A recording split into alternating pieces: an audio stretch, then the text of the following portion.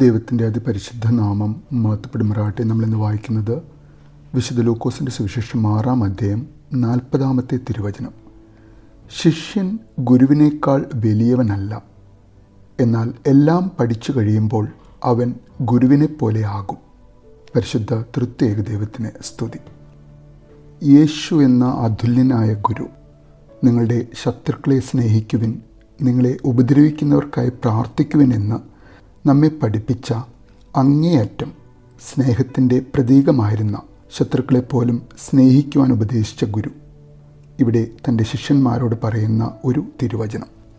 കഴിയുന്ന അത്രയും എല്ലാം പഠിക്കാൻ. ആരിൽ നിന്നാണ് നാം പഠിക്കേണ്ടത്? ലോകത്തിലേക്കും വെച്ച് നാം കണ്ട ഏറ്റവും വലിയ ഗുരു, സാക്ഷാൽ ദൈവം, നാനാജാതി മതസ്ഥരുടെ ഹൃദയത്തെ സ്പർശിച്ച ഗുരു, ലോകമെമ്പാടുമുള്ള അനവധി പേർക്ക് ജീവിത ദീപമായി അന്നും ഇന്നും എന്നും തുടരുന്ന ഒരേ ഒരു ഗുരു. സോക്രട്ടീസ് മുതൽ ബുദ്ധൻ വരെയും കൺഫ്യൂഷ്യസ് മുതൽ ഗാന്ധിജി വരെയും അനേക ഗുരുക്കന്മാർ ലോകത്തിൽ മനുഷ്യരെ ജീവിതപരമായ മൂല്യങ്ങളിലേക്ക് പല കാലഘട്ടങ്ങളിലും നയിച്ചവരാണ്. അവർ ജീവിച്ചിരുന്നപ്പോൾ അവരെല്ലാവരും മനുഷ്യരും ഗുരുക്കന്മാരുമായിരുന്നപ്പോൾ യേശു മാത്രം സ്വയം ദൈവപുത്രനായി നമുക്ക് ഓരോരുത്തർക്കും അവനെ മനസ്സിലാക്കി തന്നു.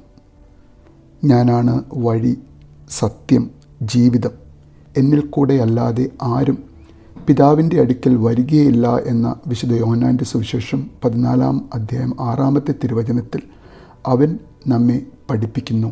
അവൻ ഗുരുവും അതേസമയം അവൻ ദൈവവുമാണെന്നുള്ള സത്യം. ആ ഗുരു നമ്മെ പഠിപ്പിക്കാൻ ശ്രമിച്ചതെല്ലാം സ്വന്തം ജീവിതത്തിൽ ജീവിച്ചു തന്നെ കാണിച്ചു തന്ന ഒരു ഗുരുവായിരുന്നു. ക്ഷമിക്കുവാൻ പഠിപ്പിച്ചവൻ തൻ്റെ തന്നെ ക്രൂശ് മരണത്തിനിടയാക്കിയവരോട് ക്ഷമിക്കുവാൻ തൻ്റെ അതിവേദനയിൽ തൻ്റെ പിതാവിനോട് ആവശ്യപ്പെടുന്ന ഗുരു. സ്നേഹിക്കുവാൻ പഠിപ്പിച്ച് ദരിദ്രരെയും സമൂഹം തള്ളിയ പാപികളെയും, എന്തിനധികം തൻ്റെ ശത്രുക്കളെപ്പോലും സ്നേഹിച്ച് കാണിച്ചു തന്ന ദൈവം.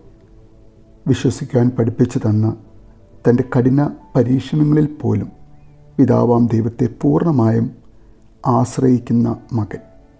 അതെ, സിദ്ധാന്തങ്ങൾ പഠിപ്പിച്ചു തന്ന എത്രയോ ഗുരുക്കന്മാരുണ്ട് ഈ ലോകത്തിൽ.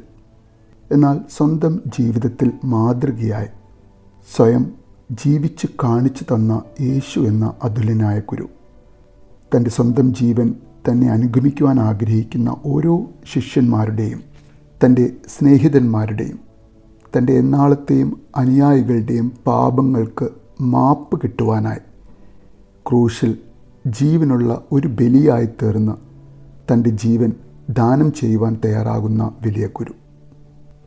ഇന്നും എന്നും ആ ഗുരു ലോകത്തോടും നാം ഓരോരുത്തരോടും പറയുവാൻ ശ്രമിക്കുന്ന ഒരു തിരുവചനം. കഴിയുന്നതും എല്ലാം പഠിക്കാൻ.